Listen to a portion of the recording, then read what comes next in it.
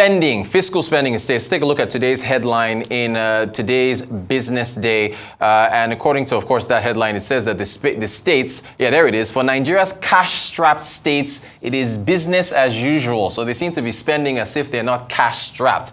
Let's now take a look at a letter from the 2023 gubernatorial candidate for Lagos State, Mr. Funso Doherty. He wrote this letter, open letter on selected public procurements in Lagos in the period of April through September, saying, of course, the attached schedule highlights selected awards, which, in my opinion, require greater scrutiny. A commentary outlining some reasons for taking this view is, of course, also provided for each of the highlighted awards. And consequently, you may consider undertaking a review of such. And we are very happy to be joined by Mr. Funso Doherty, 2023 Lagos gubernatorial candidate, with us in the studio. Good morning to you, sir. Thank you so much for joining us. Thank you. Thanks for inviting me. Great to have you again. I want to put up your tweets because as of last check, it has 7 million views. So it went viral over the weekend. Everyone's been talking about it. Now, this isn't the first time that you are writing to Lagos State. So why do you think this caught fire the way it did? So it's interesting, and it's not always easy to understand what resonates with folks. But I think I would highlight in this case maybe 3 things. I would say first is that it touched a raw nerve, right? So people are in a very difficult place economically. They are being asked to make all sorts of sacrifices that maybe they have not had to make before. And they're daily being enjoined to, bear with the current circumstances and that things will get better and so on.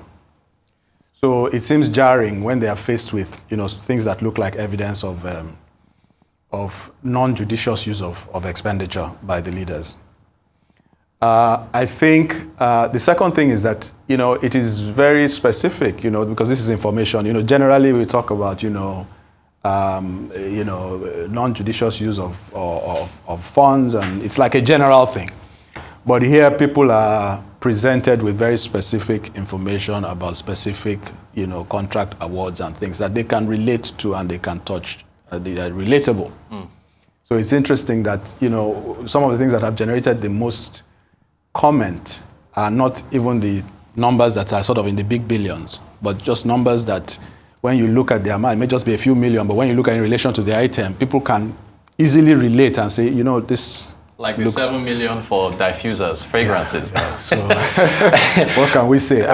And then finally, I think people they get involved, right? So some people have gotten in there, gone to the website and tried to get more information themselves, and even come up with things that, are not part of what we did, because we focused on just the second quarter and the third quarter, and people have gone and looked more broadly and identified, for example, that, the state paid for, legal expenses for the governor in supporting, in defending a political case and so on and so forth. So things that we didn't touch on have sort of come out in the discourse. So I think that engagement is also feeding, some of this. What do you make? I mean, as you mentioned, there's a procurement website where everyone can see this. These are basic things, but Dr. Abati was saying on the morning show this morning that since some of these things are basic, but they're not done, there's a window to commend the states. Budget ranked Lagos 14th as far as fiscal transparency is concerned. Lagos didn't make the top 10. What do you make of that? Is that a basic thing that you should not be commending a state for putting this information on your website? Look, I would say, maybe yes and no, right? And why do I say that? Yes, you can say, well, maybe not all states are doing it and Lagos is doing it and therefore you might commend them. But let's not forget that this is in pursuance of or pursuant to a law, actually, the Public Procurement Agency law. And that law actually requires that significant government contracts be published, right? So in effect, government is complying with its own law. So should we commend the government for being law-abiding? Maybe. But what does that say about our expectations of government? You and I are expected to be law-abiding. The people don't come and commend us for being law-abiding every day, right? So in that sense, I think part of the issue is that we have come to have very low expectations, right? And things that are our rights, we are seeing them as privileges. And in that sense, we as, the governed are contributing to the problem. Look, there's too much of this to go through. I just wanted to get some of your thoughts because you dug up so much. The consultancy fees, for instance, like I think it's AEC is one of the companies you mentioned. There are a lot of other consultancy fees there to the tune of billions. The bulletproof Lexus for 470 million, the governors, BMW motorcycle convoys, 14 of them, 36 million, a swimming pool for the deputy governor in his residence for 10 million. What would you want to hear from the Lagos state government as far as, because I know your notes specifically said more transparency, more details, some of them should be, as we see all these figures, what do you want to hear from the state? Because we've extended an invitation for them to respond. Yeah. All right. So, I mean, I think for me, and it's not just about me, I think, they need to explain to the people, when you see the comments, it's not as if we manufactured any information or what, this is just basic data that we put out. And when you look at the reaction of the people, I mean, any responsible government will know that it has touched a nerve and needs to respond to the people. And where there's need for explanation, where there's need for justification. But more importantly, I think a couple of things. One is that there should be improvements in all, and it should be a continuous improvement exercise anyway, but there should be improvements in the procurement process. One of the points which I made, and you alluded to the fact that I had written on procurement before. I wrote on that pursuant to a letter which I had written at the time of the mass burial. Yes. And I said that in that letter that was leaked revealed certain things about the procurement process. And I wrote a follow-up letter to say that the procurement agency gets an admin fee on each of the procurements, and that was a conflict of interest and would affect their independence and their objectivity.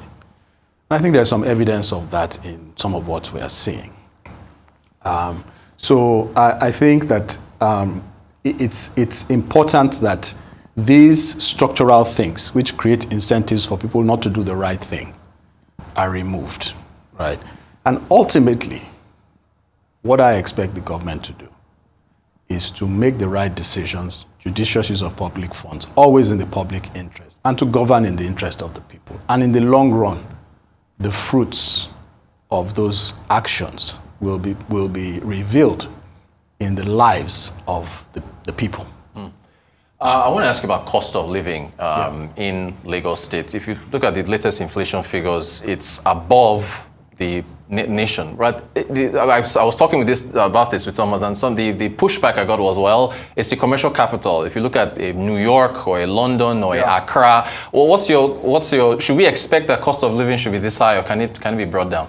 Well, I mean, so that the cost of living is higher in a capital city or a financial center than the rest of a nation is not an unusual circumstance. And, if we had a situation where, for example, cost of living in Lagos was marginally higher than cost of living in Ibadan, for example, but the average person could have a reasonable standard of living, I don't think anybody would be complaining. Okay. Right? I think the issue is that because of the actions and inactions and the outcome of governance over the years, we are in a situation today where people's standards of living, rather than going up, are actually declining. And even when you measure over an extended period, as long as a generation, which is 30 years, many people will tell you that they are much worse off today than they were 30 years ago. That we may have taller buildings, we may have a few bridges that we didn't have or whatever, but that people's quality of life, standard of living, right, the things that they can afford comfortably, the healthcare, the education, that those are materially worse than what they could enjoy 30 years ago. And I think that this is the problem that people have. So it's not so much the relative cost. Yes, the cost of living in Lagos will be higher.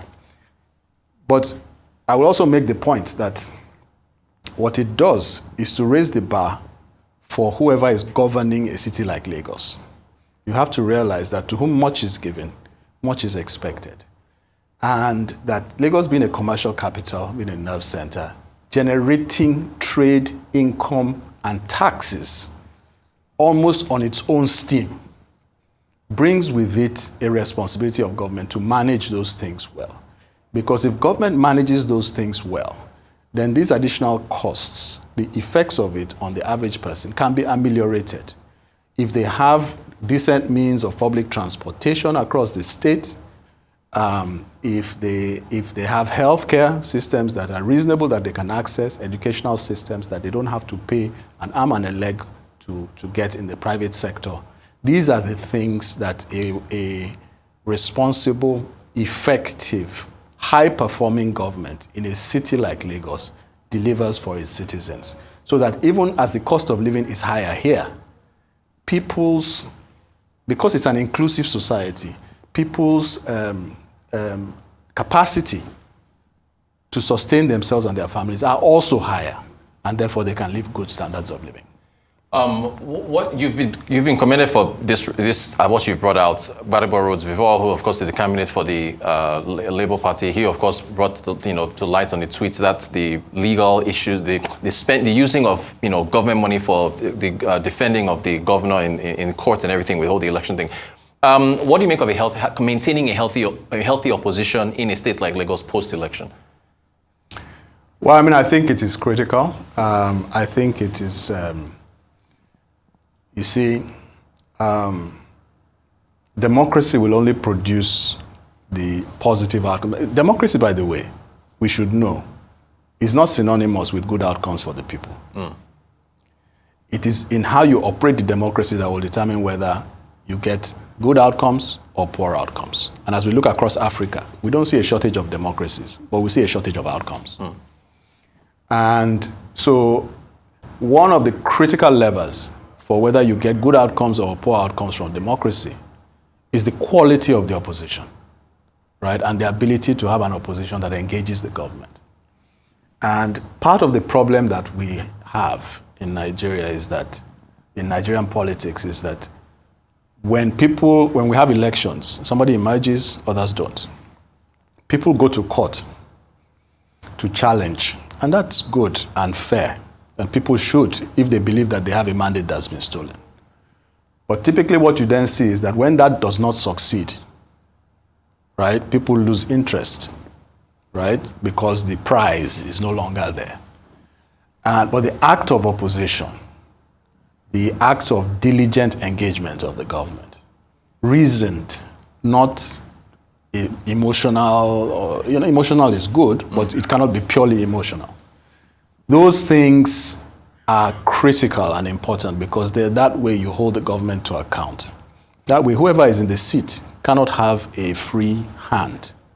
And you are, in effect, adding value to things. And, from the perspective of an opposition politician, it also gives people an opportunity to see what you stand for and who you are and how you think and what your values are and so on and so forth. So it enriches the system, it makes it more robust, and ultimately leads us to a situation where, these so-called dividends of democracy come within reach.